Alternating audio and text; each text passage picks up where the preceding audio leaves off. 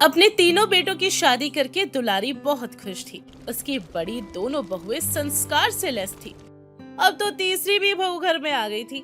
दुलारी को अपनी तीसरी बहू डिम्पी से भी काफी उम्मीदें थी। वो भी दोनों बहुओं की तरह घर के मान मर्यादा का ध्यान रखे। लेकिन दुलारी के घर में इस बार तीसरी लक्ष्मी नहीं बल्कि आइटम गर्ल ने एंट्री मारी थी। अब ऐसा क्यों था, चलिए जानते हैं।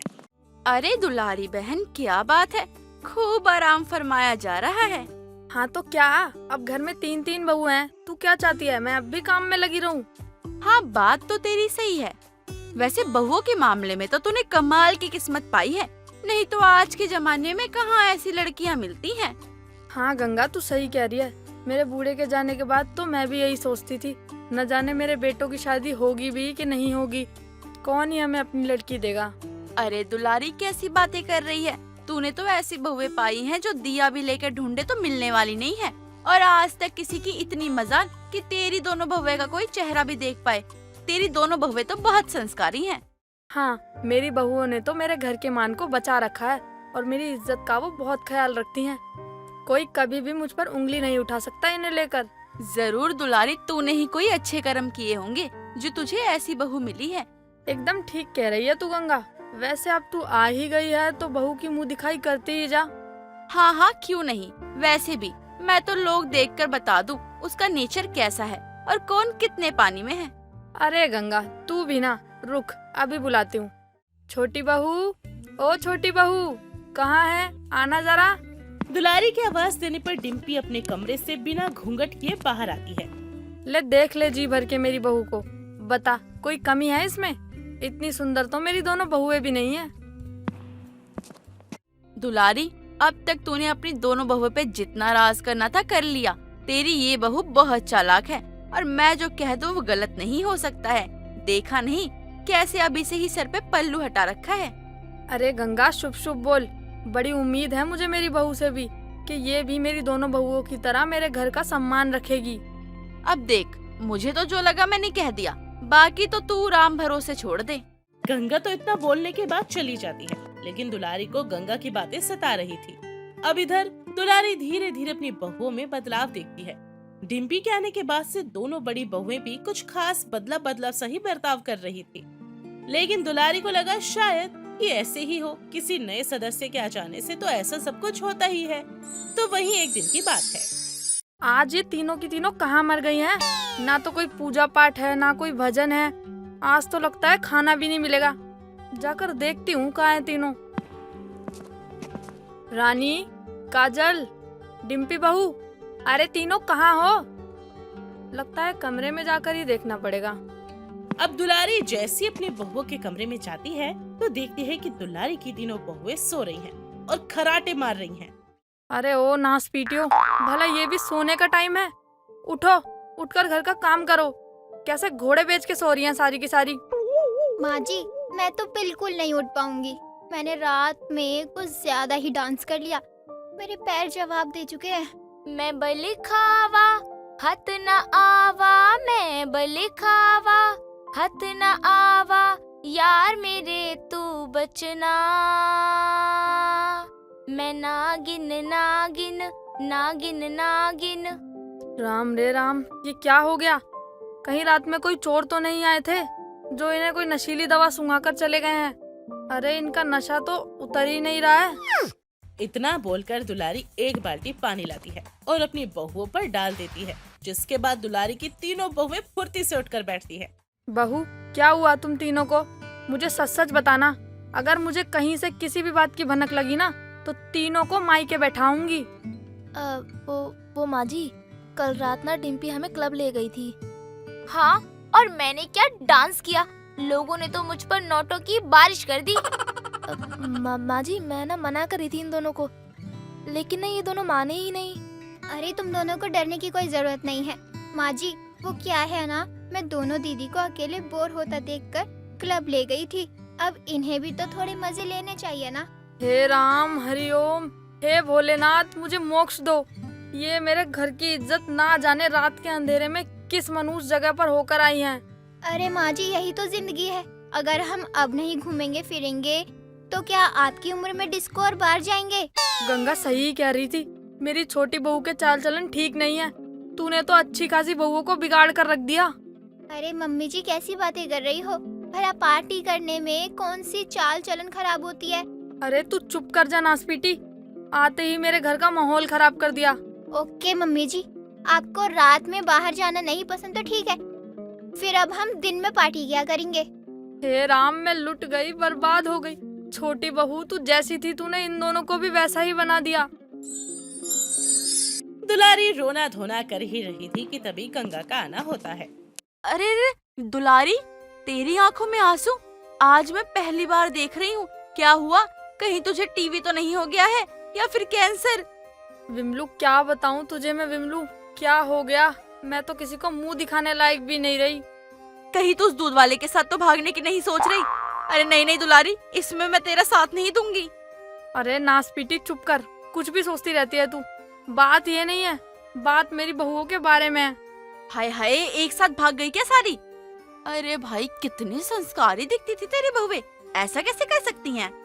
अरे गंगा, तू मेरी बात तो सुन ले पहले, कुछ भी बोले जा रही है। मेरी तीसरी बहू ने मेरी दोनों बहुओं को बिगाड़ के रखा हुआ है। मुझे तो कल पता चला कि रोज देर शाम मार्केट के बहाने ये लोग डिस्को क्लब जाते हैं। अरे दुलारी, मैंने तुझे कहा था मुझे तेरी छोटी बहू के चाल चलन ठीक नहीं लगे हैं, लेकिन नहीं, तूने तो मुझे उस दिन बोलने ही नहीं दिया। अरे गंगा मेरी मदद कर, वरना 4 लोगों के बीच में मुंह तक नहीं दिखा पाऊंगी। तू चिंता मत कर, मैं कुछ तो तिगड़म लगाऊंगी ही। तेरी बहुओं को तो लाइन पे लेकर ही आऊंगी। अब दुलारी और गंगा आपस में ये बात ही कर रहे होते हैं कि तभी दुलारी की तीनों बहुएं तैयार होकर आती हैं। अरे दुलारी, बहुएं कहाँ जा रही है इतना सज धज कर? और कहाँ माँ जी, हम पार्टी करने जा रही हैं। अरे थोड़ी तो शर्म करो, ऐसे कपड़े पहन के दिन दहाड़े कहाँ जा रही हो मुँह काला करवाने?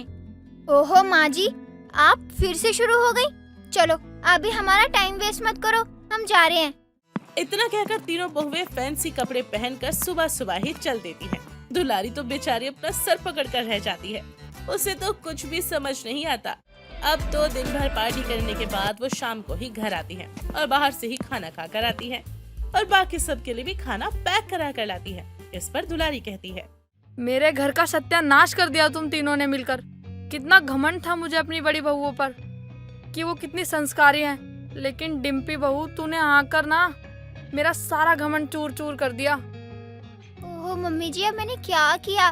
घर से बाहर पार्टी करने में आखिर बुराई ही क्या है? चलो अब नाराजगी छोड़ो और ये शाही पनीर और नान की सब्जी खाओ। हे भगवान, क्या होगा मेरे घर का अब?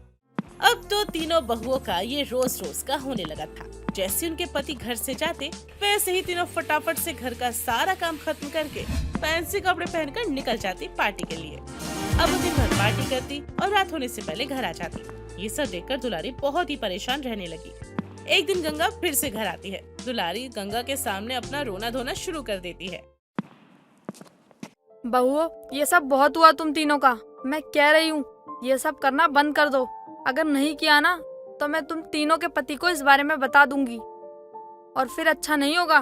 माँ जी, आप इसकी चिंता मत कीजिए, हमने अपने अपने पतियों को ना पहले ही सब बता रखा है और उन्होंने तो ये भी कह दिया है कि जितना मर्जी उतना पार्टी करो, आखिर हम कमा किस लिए रहे हैं। गंगा तू देख रही है ना, मैं ये सब कैसे बर्दाश्त करूं? तू ही बता अब। हाँ गंगा आंटी, अब आप ही बता दो, क्या हम कोई गलत काम कर रहे हैं? कम से कम हम झूठ बोलकर तो नहीं जा रही है ना? जो भी है सच कहकर जा रही है।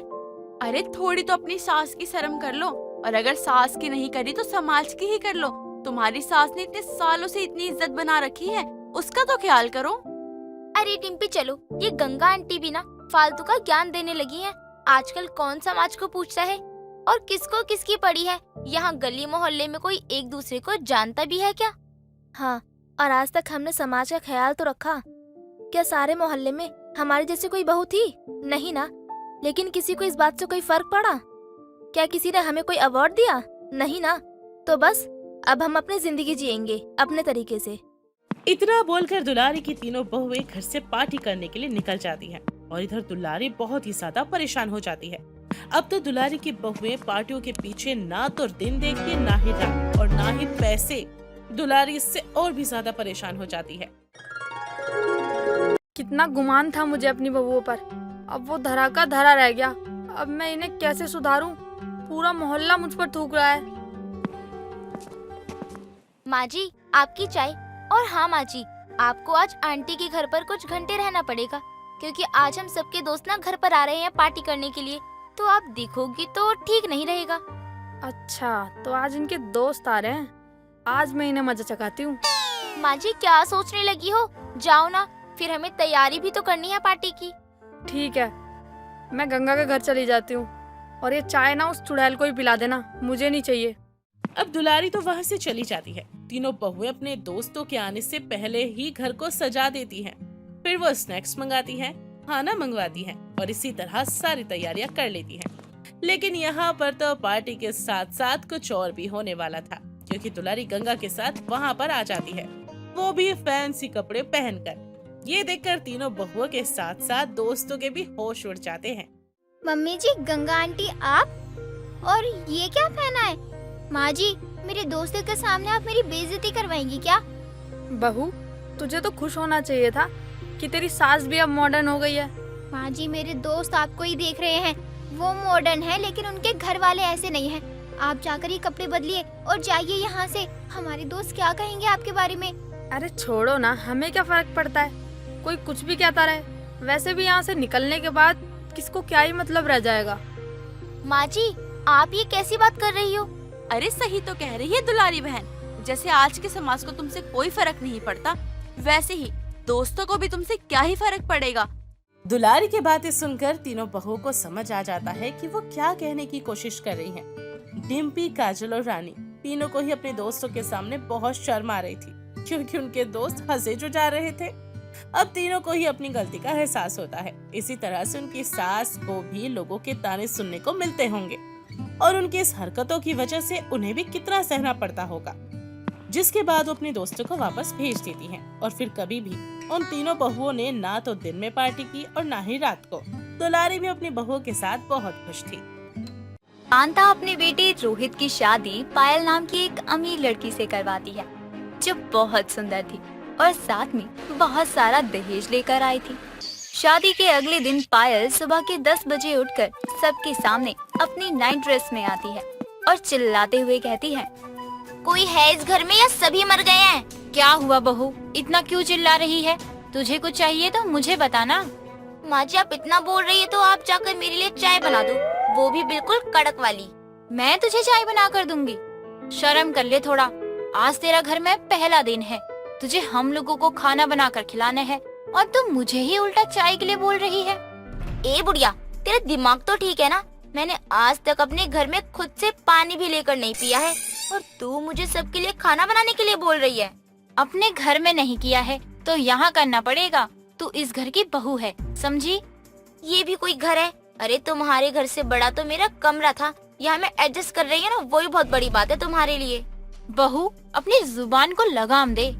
चिल्ला मत बुढ़िया, मैं अपने कमरे में जा रही हूँ और मुझे 5 मिनट के अंदर अंदर चाय चाहिए। पायल इतना बोलकर वहाँ से चली जाती है और अपने कमरे में जाकर आराम से फोन चलाने लगती है। वहीं पास में बैठकर रोहित सब सुन और देख रहा था। तभी वो कांता से कहता है, लो माँ, आपकी नई नवेली अमीर बहू ने आपको आपकी औकात दिखा दी। आज तक किसी ने नहीं कहा हमारा घर छोटा है, लेकिन कल की आई बहू सब बोल गई। ये तो हमारे रिश्तेदारों से भी ज्यादा जहर उगलती है। कोई बात नहीं, नई बहू है और फिर इसको आदत भी तो नहीं होगा इतने छोटे घर में रहने की। धीरे धीरे करके हमारे जैसी हो जाएगी। अभी से सिर पर चढ़ा लो, फिर देखना कैसे तांडव करेगी आगे जाकर ये। कांता कुछ नहीं कहती और वहाँ से रसोई में जाकर पायल के लिए चाय बनाकर उसे कमरे में दे आती है। ऐसे ही वक्त गुजरता रहता है और धीरे धीरे पायल कांता को नौकरानी ही बना लेती है और उससे पूरे दिन काम करवाती रहती। ऐसे ही एक दिन पायल घर में बैठकर टीवी देख रही थी। तभी उसे भूख लगती है और वो कांता को आवाज देती है, माँ जी, मुझे भूख लग रही है, आप मेरे लिए मटर पनीर और पूरी बना दो।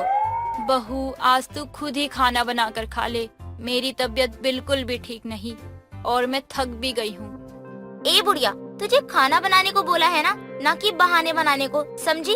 और मैं क्यों करूँ घर के काम? मेरे पापा ने तुम लोगों को दहेज दिया है ताकि मैं महारानी बनकर रहूं, ना कि नौकरानी। पर बहू, परवर कुछ नहीं, जितना बोला है ना उतना करो, वरना पापा को बोलकर सारा दहेज का सामान वापस ले जाऊंगी। बहू तू तो बुरा मान गई। अपने पिता को तकलीफ देने की क्या जरूरत है। रुक, मैं अभी तेरे लिए तेरी पसंद का खाना बना कर लाती हूँ। पायल की दहेज ले जाने वाली बात सुनकर कांता घबरा जाती है और पायल के लिए खाना बनाने चली जाती है। जैसे तैसे कांता पायल के लिए खाना बनाती है और कुछ देर बाद उसे खाना देने जाती है। ऐसे ही दिन बीतते जाते हैं और पायल कांता को दहेज की धमकी देकर घर के सारे काम करवाती थी। कांता घर की महारानी से घर की नौकरानी बन गई थी। ये सभी चीजें रोहित देख रहा होता है और पायल को कहता है, पायल, तुमने माँ की क्या हालत कर दी है। तुम इस घर की बहू हो और सारा काम तुम माँ से करवाती हो। ओ, माँ के राजा बेटे को बुरा लग रहा है क्या? आपको तो पता ही होगा कि मेरे मायके वालों ने दहेज दिया है ताकि मैं इस घर में राज करूं। हाँ, बुरा लग रहा है। अगर मेरी माँ की जगह तुम्हारी माँ होती तो क्या तुम तब भी ऐसा करती? तुम्हारी सास तुम्हारी माँ जैसी है, थोड़ा तो लिहाज कर लो। माँ जैसी है, मेरी माँ तो नहीं है ना। और वैसे भी मेरी सासू माँ को दहेज का इतना लालच है कि वो कुछ भी कर सकती है। तो अगर वो मेरी सेवा कर रही है तो इसमें क्या बुराई है? मैं आज तुम्हें पहली और आखिरी बार समझा रहा हूँ। अगर तुमने ये सब करना नहीं छोड़ा तो मैं तुमको तलाक भी दे दूंगा और दूसरी पत्नी भी ले आऊंगा। ठीक है, ले आइए। इसी बहाने घर में 2 नौकरानी हो जाएंगी और तो और घर का काम भी जल्दी हो जाएगा। पायल इतना बोलकर अपने कमरे में चली जाती है और जाकर आराम करने लगती है। पायल के जाते ही रोहित कांता को कहता है, देख लिया माँ, दहेज लेने का नतीजा।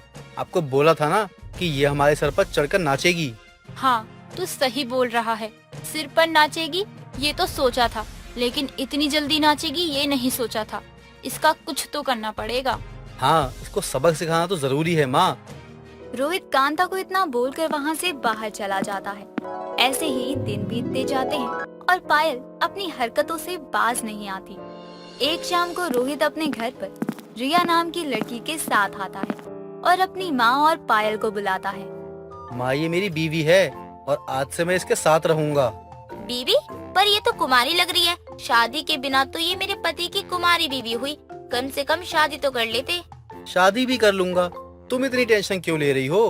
तुम अपना काम करो। अब मुझे जरा अपनी बीवी के साथ थोड़ा टाइम स्पेंड करने दो।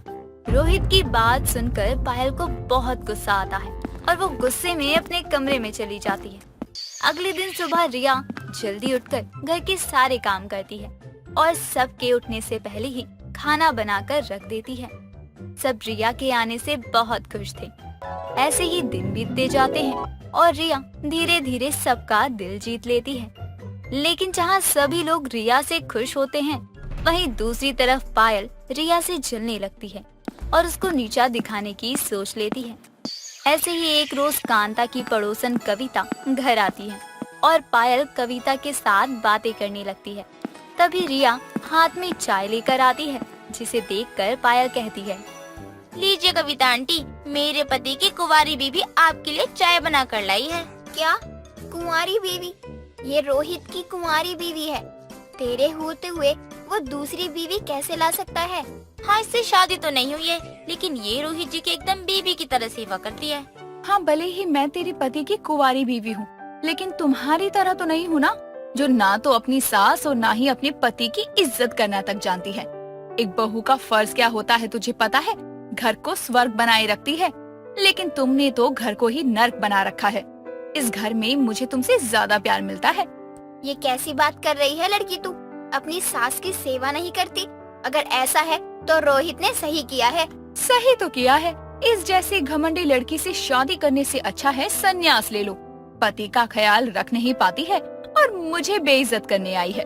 ज्यादा जुबान चला रही है। तुझे इस घर में थोड़ा सा प्यार क्या मिल गया? जवाब देना सीख गई।